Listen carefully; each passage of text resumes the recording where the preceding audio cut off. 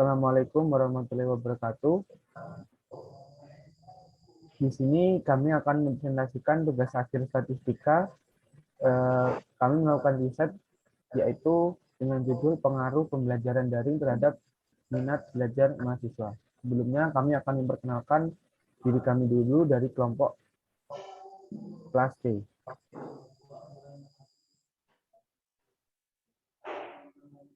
Perkenalkan, nama saya Perdana Larwanto dengan NIM 2024 10 10 30 22. Halo, perkenalkan nama saya Tetuko Surya Guritno dengan NIM 2024 1010 3053. Perkenalkan, nama saya Muhammad Nurindra Taufikur Rahman dengan NIM 1824 1010 3077. Perkenalkan, nama saya Muhammad Rifin Rahman, NIM 2024 1010 3048. Nah, langsung saja pada pembahasan, yaitu jurnal kami ini ada abstrak terlebih dahulu.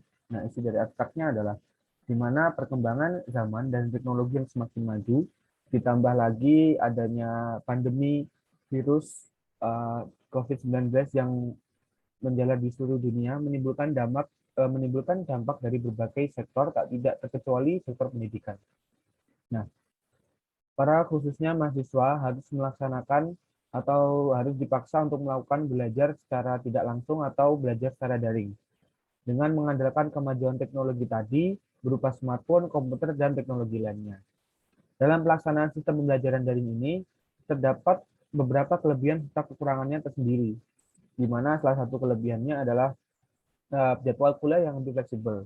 Namun kekurangannya adalah keefektifan belajar dari proses pembelajaran secara daring ini tidak terlalu efektif dan optimal karena penyampaian materi dari dosen pengampu oleh mahasiswa tidak dapat diterima secara langsung oleh mahasiswa. Nah, untuk itu pada penelitian statistika kali ini kami ingin melakukan riset di mana untuk mengetahui minat atau pengaruh pembelajaran daring terhadap minat belajar mahasiswa. Nah, untuk pendahuluan, latar belakang kami melakukan penelitian ini adalah karena minat belajar ini adalah salah satu hal yang dianggap penting dan berguna, di mana minat belajar ini akan berpengaruh terhadap materi-materi yang masuk atau yang diterima oleh mahasiswa dari dosen atau dari yang disampaikan oleh dosen. Nah, pembelajaran daring ini karena dilakukan secara online karena pandemi COVID-19 dan akibat perkembangan teknologi juga harus menuntut mahasiswa siap menghadapi berbagai kendala melaksanakan kuliah secara online. Nah, maka dari itu kami melakukan analisis terhadap pembelajaran online berpengaruh terhadap minat belajar dari mahasiswa itu sendiri dan seberapa besar pengaruhnya terhadap pembelajaran mahasiswa dan minat mereka untuk belajar. Nah, dengan penelitian yang kami lakukan, kami menggunakan metode regresi linier distribusi T. Nah, penggunaan statistika dalam mengolah penelitian berpengaruh terhadap tingkat analisis hasil penelitian juga. Dari analisis uji regresi merupakan suatu kajian dari hubungan antara satu variabel atau variabel yang diterangkan, seperti itu. Nah, mungkin cukup itu saja. Selanjutnya adalah metodologi penelitian yang akan dijelaskan oleh teman saya. Baik, saya akan menjelaskan tentang metodologi penelitiannya. Metode yang kami gunakan yaitu metode kuantitatif dengan jenis penelitian korelasional. Penelitian korelasi adalah suatu penelitian yang melibatkan tindakan pengumpulan data guna menentukan apakah ada hubungan dan tingkat hubungan antara dua variabel atau lebih. Lalu populasi dalam penelitian ini yaitu mahasiswa Universitas Jember yang terdiri dari angkatan 2018, 2019, dan 2020. Sampel dalam penelitian ini yaitu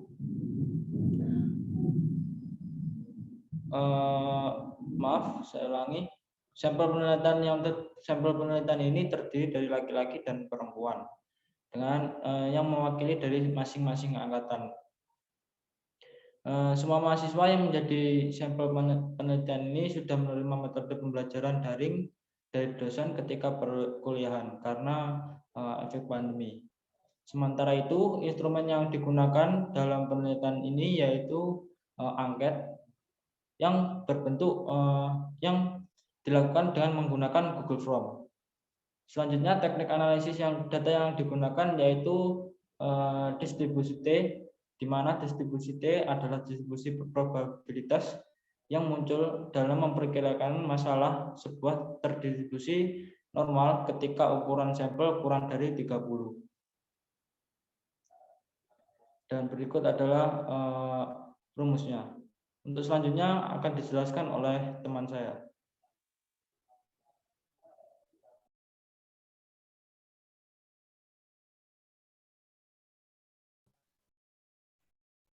Kemudian hasil dan pembahasan. Setelah data dari angket tersebut, kita mendapatkan sebanyak 24. Nah, dari 24 responden ini, kita mendapatkan data X itu sebanyak 3 pertanyaan sebagai berikut, dan data Y yaitu untuk 1 pertanyaan saja. Kemudian dari data tersebut kita uji dengan uji regresi linear dan uji T untuk mengetahui signifikansi, linearitas, dan determinasi antar variabelnya.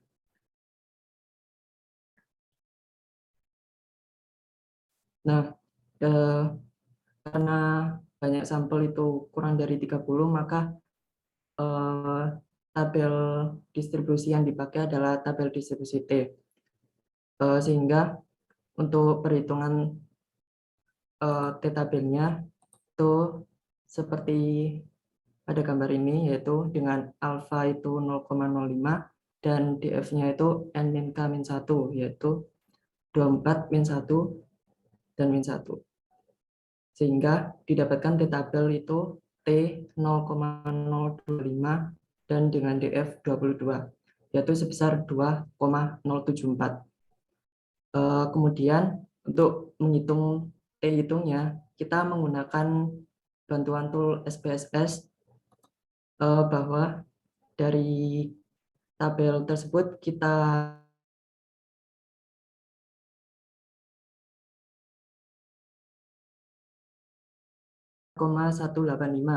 yang dimana bahwa nilai T-tabel yang sebelumnya itu kurang dari T-hitung. Maka hipotesis 0-nya ditolak dan hipotesis 1-nya diterima, sehingga hipotesis adanya pengaruh pembelajaran daring terhadap minat belajar mahasiswa itu secara parsial diterima. Kemudian dari tabel di atas itu kita bisa mendapatkan nilai signifikansi, yaitu bahwa di tabel itu dituliskan kurang dari 0,01, bahwa 0,001 itu kurang dari 0,05, di mana bahwa terdapat artinya terdapat signifikansi variabel pembelajaran daring terhadap minat belajar mahasiswa. Kemudian masih dari tabel 2, kita bisa membuat persamaan regresi linear, yaitu dari kolom B, yaitu didapatkan Y sama dengan 0,747 plus 0,226X plus E. Yang dimana dari persamaan tersebut menunjukkan bahwa linear menunjukkan pengaruh positif, di mana semakin besar nilai X, maka nilai variabel Y-nya juga semakin besar. Kemudian untuk pengujian yang terakhir, kita menguji determinasi antar variabelnya, yaitu menggunakan tool SPSS juga. Didapatkan perhitungan sebagai berikut pada tabel 3. Pada tabel 3 ini kita bisa mengetahuinya bahwa nilai koefisien determinasi itu yang pada kolom adjusted R-square ini itu sebesar 0,418, di mana artinya bahwa variabel X itu mampu menjelaskan variabel Y sebesar 41,8%. Sisanya itu dijelaskan oleh variabel lain yang tidak dijelaskan dalam penelitian ini.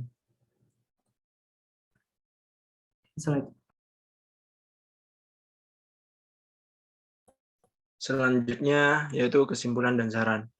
Berdasarkan hasil analisis dan penelitian ini, dapat ditarik kesimpulan bahwa sikap persepsi mahasiswa berpengaruh signifikan terhadap minat belajar mahasiswa selama perkuliahan daring. Kemampuan belajar mandiri memberikan pengaruh yang signifikan terhadap minat belajar mahasiswa, di mana salah satu kelebihan yang terasa adalah jadwal perkuliahan yang lebih fleksibel. Sedangkan salah satu kekurangannya yaitu kurangnya efektif dan optimalnya dalam penyampaian materi oleh dosen pengampu,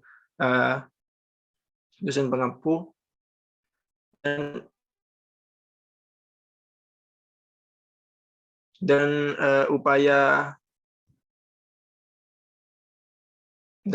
untuk meningkatkan kemampuan belajar mahasiswa, universitas sesekali mengadakan kuliah luring. Pembelajaran ini juga membuat siswa dapat lebih fokus dengan pembelajaran.